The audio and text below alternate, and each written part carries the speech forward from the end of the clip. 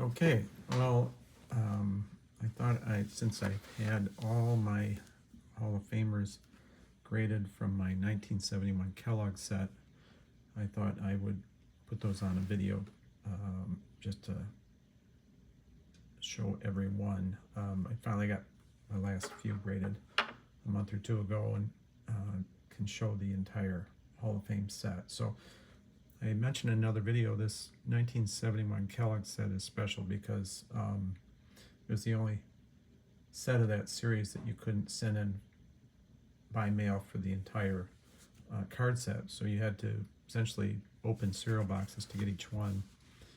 And my stroke of luck was my grandmother worked at Kellogg's and worked on the production line for Raisin Bran, and would, every time she visit, bring me a handful of these cards that didn't go into the boxes from the assembly line or the production line. So it turns out I was pretty fortunate. So thank you, Grandma. So I'll start with the cards. I think I've got them numerically arranged appropriately. So and I'll go through each one and obviously where they were graded or how they were graded. I think almost all of them were graded by CSG or CGC. So the first one I have is number 2, which is Tom Seaver.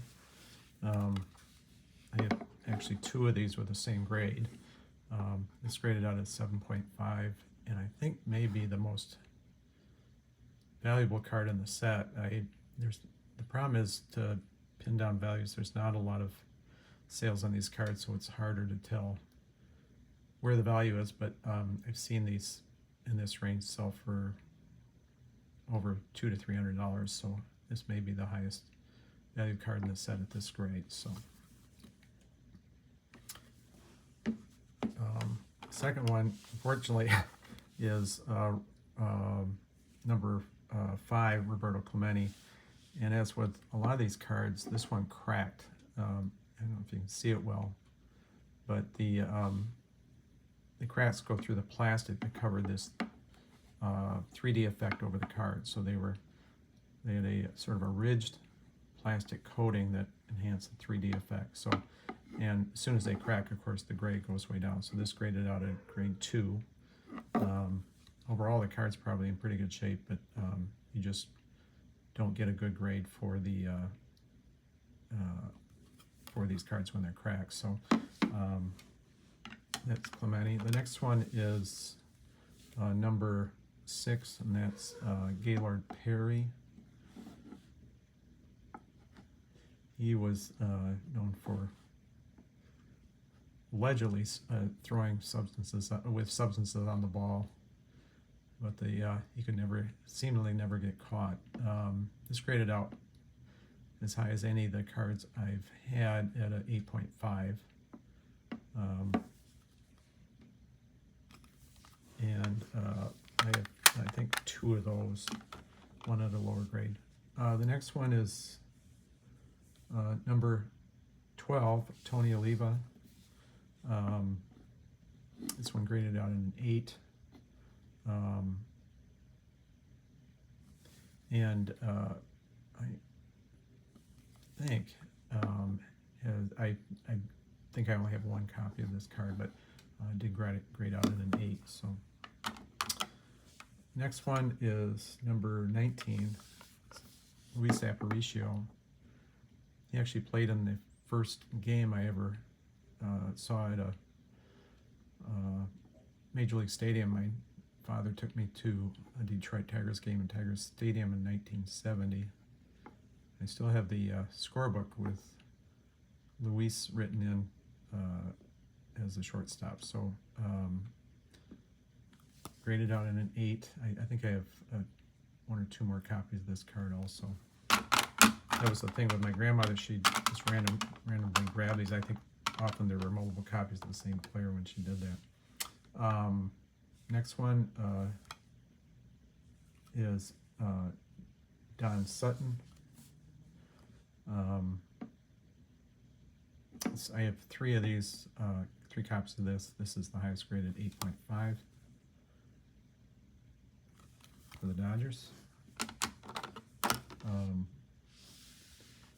Next player is Willie McCovey.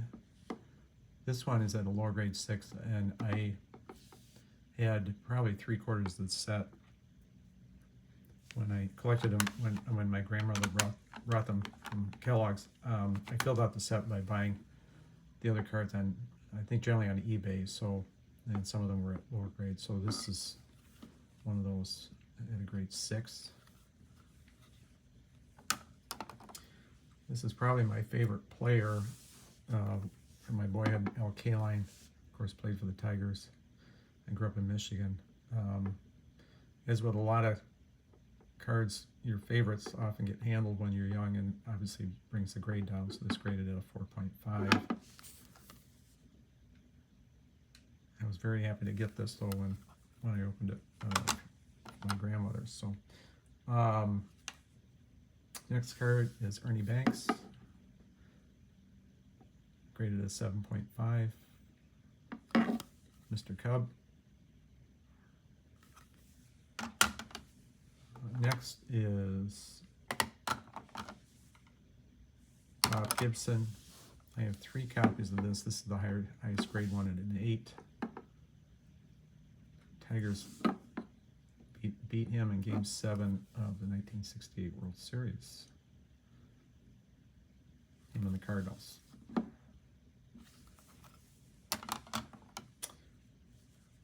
I currently live in Minnesota, so this is a local favorite, Harmon Killebrew. Once again, I think I bought this one off eBay and did have a somewhat lower grade. Good picture of Harmon.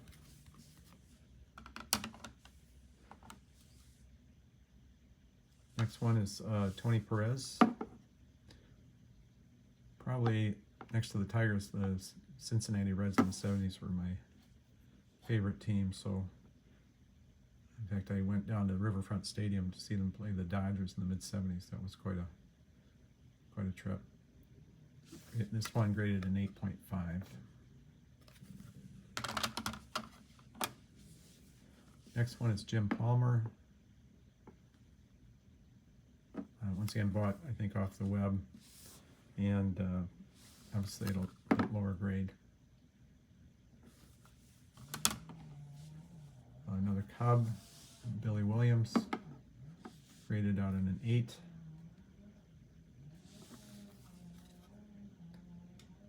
Good. Probably one of the hardest to find was this one. Pete just passed away. This is Pete Rose. I found this on the web. These are hard to find if you're trying to fill out a set, and end up getting a 5 grade on that card.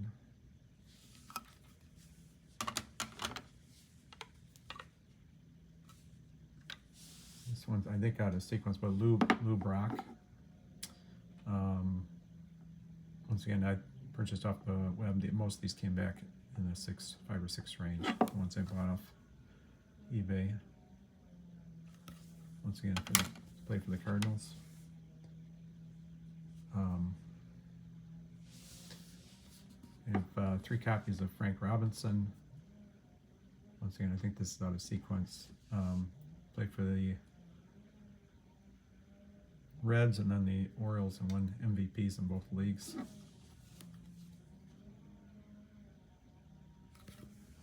And the last Hall of Famer I have is, I actually did purchase this on the web, but I was able to get a PSA, one of my few PSA graded cards, and I picked it up at a grade 8.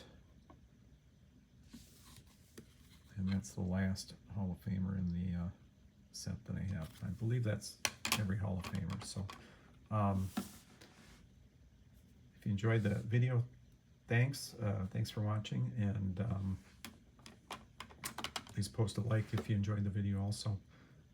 I'll be posting more videos probably later on as I continue to grade cards for my other sets. I have the 1955 Topps All-American Football set, and then the 1970 Top set, which I've completed. I'm just sending in batches for grading. So once again, thanks for watching, and I'll see you at the next video. Thanks.